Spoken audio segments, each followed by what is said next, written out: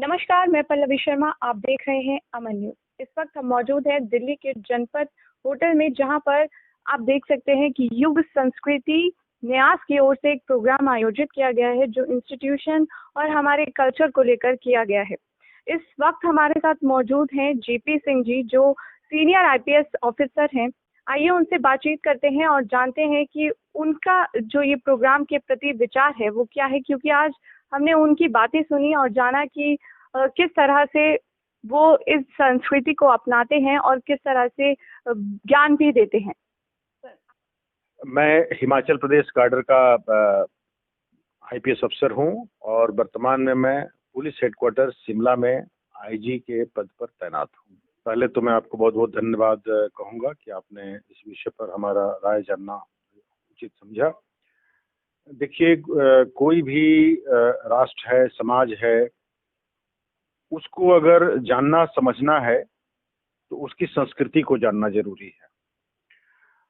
और मैं इस संबंध में ये कहना चाहूंगा कि भारत, हमारा जो भारतवर्ष है, ये विश्व गुरु इसलिए बना है और रहा है क्योंकि हमारी संस्कृति इतनी उन्नत किस्म की रही है, हमारी संस्कृति इतनी विकसित रही है, जिसकी वजह से हमारे यहाँ ज्ञान की परंपरा रही है, हमारे यहाँ अनेक विद्याएं रही है और इनकी वजह से भारत विश्व गुरु रहा है और आने वाले समय में भी भारत विश्व गुरु रहेगा। जी, हमने आपकी बात सुनी थी, जो क्राइम को लेकर आपने कहा था कि अगर व्यक्ति के दिमाग से, उसके थॉट से ये बात निकाल दी जाए कि वो किस तरह से क्राइम को अंजाम देता है, वही चीज़ निकाल दी जाए तो क्राइम खत्म हो जाएगा। सर, उस पर आपका क्या कहना है कि किस तरह से मानसिकता आजकल लोगों की बन गई है, जो देश में क्राइम बढ़ रहा है? देखिए, हर व्यक्ति में तीनों गुण पाए जाते हैं, तमोगुण, रजोगुण और सत्वगुण। ये जो पूरी प्रकृति है, ये त्रिगुणात्मक प्रकृति है, तीनों गुण पूरे प्रकृति में है। इसलिए हर व्यक्ति में भी जन्म से ही स्वभावतः तीनों गुण पाए जाते हैं। होता क्या है कि अगर पारिवारिक संस्कार के माध्यम से, शिक्षण संस्थानों के माध्यम से अगर व्यक्ति में अच्छे संस्कार पिरोए जाते हैं तो उसमें जो तामसी प्रवृत्ति है, तामसी प्रवृत्ति का अर्थ राक्षसी प्रवृत्ति से है, वो एकदम कम हो जाता है, दब जाता है। राजसी प्रवृत्ति में है शासन प्रशासन, सरकार चलाने की क्षमता और गुण होता है। तो इस तरह की प्रवृत्तियां जागृत होती हैं। और जो सतोगुण है, उसमें सारे सांसारिक काम करते हुए भी आदमी इससे बिल्कुल ही अनासक्त हो जाता है। जैसे भगवत गीता में भगवान ने कहा, मैं राजाओं में राजा जनक हूँ। तो राजा जनक, तो जनक राजा तो थे, लेकिन राजा होते हुए भी उनमें सतोगुण की इतनी प्रचुरता थी कि वो किसी भी सन्यासी से, किसी भी वैरागी से, किसी भी ऋषि मुनि तपस्वी से कम नहीं थे। तो इसीलिए उनको राजर्षि कहा गया। राजाओं में मैं राजा जनक, भगवान श्री कृष्ण ने कहा। तो इसलिए जब हमारे शिक्षा में संस्कार को पिरोया जाता है तो बच्चों में और व्यक्ति में जो नेगेटिव प्रवृत्तियां हैं, तामसिक प्रवृत्तियां हैं, उनका नाश हो जाता है और स्वभावतः उनमें सत्वगुण का उदय होता है। इसलिए मैंने कहा कि हमारे जो मूल्य हैं प्राचीन, हमारे वैदिक साहित्य में हमारे ग्रंथों से जो मूल्य हैं, उन मूल्यों को निकालकर औपचारिक शिक्षा में जोड़ा जाए, जिसके माध्यम से जो अपराध की जो सोच है उसी पर प्रहार किया जाए। जब सोच ही नहीं रहेगी तो अपराध नहीं होगा समाज में। आपको क्या लगता है कि इंस्टीट्यूशन और स्कूलिंग से ही नहीं, बल्कि सरकार को भी इस और कदम बढ़ाना चाहिए? तो आपका इस पे क्या विचार है, क्या कहना है? देखिए, कोई भी सभ्यता और संस्कृति एक किसी खास इंस्टीट्यूशन की वजह से नहीं उन्नत और विकसित होती है। अब जैसे ये संस्था है, जो जिस संस्था ने आज ये कार्यक्रम किया, हमारे आचार्य धर्मवीर जी बैठे हुए साथ में, इनकी संस्था जो हमारे प्राचीन मूल्यों हैं उनको पुनर्स्थापित करने का जो काम कर रही है, इस तरह की संस्थाएं अनेक संख्या में होनी चाहिए। और ये सब करिकुलम हमारे विश्वविद्यालय में होना चाहिए। जो संस्कार परिवारों में मिलते हैं वो परिवार से मिलना चाहिए। जो विद्यालयों में शिक्षा होनी चाहिए उसमें ये सतोगुण की प्रवृत्ति बच्चों में डालने की परंपरा आनी चाहिए, औपचारिक शिक्षा से जुड़ना चाहिए। और इस तरह की अनेक संस्थाएं, हमारे आचार्य जी ने अपना पूरा जीवन समर्पित किया है इन हमारे हमारे पुरातन और सनातन मूल्यों की पुनर्स्थापना के लिए जो जो डिवाइन वर्क भगवान श्री कृष्ण ने किया, धर्म संस्थापनार्थाय संभवामि जुगे जुगे, ऐसे अनेक संस्थाएं जब काम करेगी तब हमारी नई पीढ़ी में वो पुराने मूल्य स्थापित होंगे और तब जाके अपराध की प्रवृत्ति कम होगी, इसलिए अपराध कम होगा।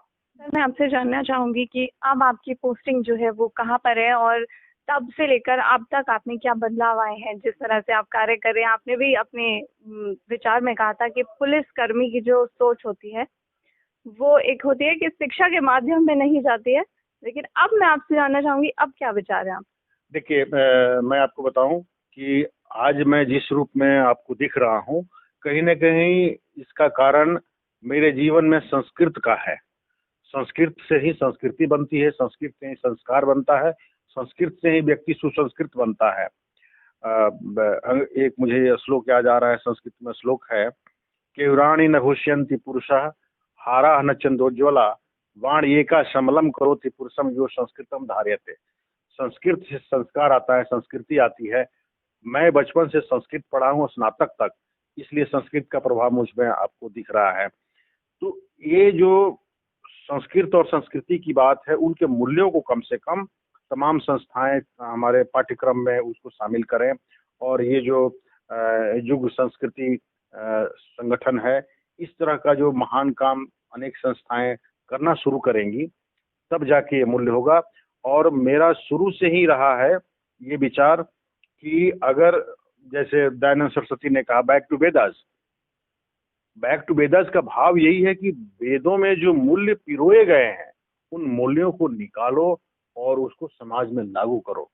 तो इसका भाव यही है। तो हम अपने उन मूल्यों को निकालने का प्रयास करें। तमाम हमारे यहाँ यूनिवर्सिटीज है, तमाम संस्थाएं हैं, एजुकेशनल इंस्टीट्यूशन हैं, एनजीओज काम कर रहे हैं, आचार्य जी हैं, इस तरह के लोग ऑलरेडी काम कर रहे हैं इस क्षेत्र में। जब सब लोगों का एक साथ इंटीग्रेशन और समन्वय होगा तो ये पुराने मूल्य स्थापित होंगे और हमारा पुनः श्रेष्ठ समाज बनेगा और भारत पुनः विश्व गुरु बनेगा। सर, मेरा लास्ट क्वेश्चन है कि आप अमन न्यूज़ के माध्यम से देश के युवाओं को क्या संदेश देना चाहेंगे, क्योंकि हम स्कूल की बात कर रहे हैं, संस्कृति की बात कर रहे हैं, तो देश को आगे लेके जाने में सबसे बड़ा हाथ जो होता है वो युवाओं का होता है, भविष्य होता है। उनके लिए क्या आप संदेश देना चाहेंगे? युवाओं को मैं कहूँगा कि देखिए, प्रथम गुरु माता होती है, फिर पिता होते हैं, और आप बचपन से जब शिक्षण संस्थाओं में जाते हैं तो आप नई नई चीज़ें सीखते हैं। अपने आप मातृदेवो भव, पितृदेवो भव, आचार्य देवो भव, और वो जो सिखलाई आपको देते हैं उसका अपने जीवन में अमल करिए। आज हम लोग डिजिटल एरा में पहुंच गए हैं, तो ये नहीं कि पाश्चात्य सभ्यता के बारे में सब कुछ गलत है। बहुत चीज़ें अच्छी हैं, लेकिन बहुत चीज़ें अच्छी नहीं भी हैं। हम उनकी चीज़ों का अंधानुकरण करके नहीं चल सकते। हर चीज़ का नकल नहीं करना चाहते, उचित भी नहीं है। जैसे पोर्नोग्राफी इंटरनेट पर अवेलेबल है, डिजिटल मीडिया में अवेलेबल है, तो तमाम बच्चों को इन सब चीज़ों से दूर रहना चाहिए। विद्यार्थी का जीवन एक संत का जीवन होता है, अनुशासन का जीवन होता है। आप अपने जीवन में अनुशासन रखिए, आप विद्या अर्जन का काम करिए, और चाहे कंप्यूटर हो, मोबाइल हो, और इस तरह के जो इक्विपमेंट्स हैं, इसका इस्तेमाल केवल ज्ञान अर्जन करने के लिए, ज्ञान वर्धन करने के लिए कीजिए, तभी अच्छा है। अगर हम अंधानुकरण करेंगे तो हम गलत रास्ते पे जा सकते हैं। इसलिए युवाओं को मैं कहता हूं कि जो हमारे माता पिता गुरु जो आपको बता रहे हैं उसका पालन करिए, और अनावश्यक दूसरे दिशाओं में मत जाइए, क्योंकि उसमें भटकाव होगा और आप बुरी आदतों में फंसेंगे और आप अपनी मंजिल तक नहीं पहुंच सकते। तो ये थे हमारे साथ senior IPS officer JP Singh ji, जिन्होंने अपने बातों से, अपने विचार से हमें और हमारे दर्शकों को काफ़ी अच्छी अच्छी बातें बताई। और हम आग्रह करेंगे, आपसे अनुरोध भी करेंगे कि इनकी दी हुई सीख को ज़रूर ग्रहण करें। फिलहाल के लिए इतना ही। देश और दुनिया की तमाम खबरों से जुड़े रहने के लिए आप देखते रहिए अमन न्यूज़।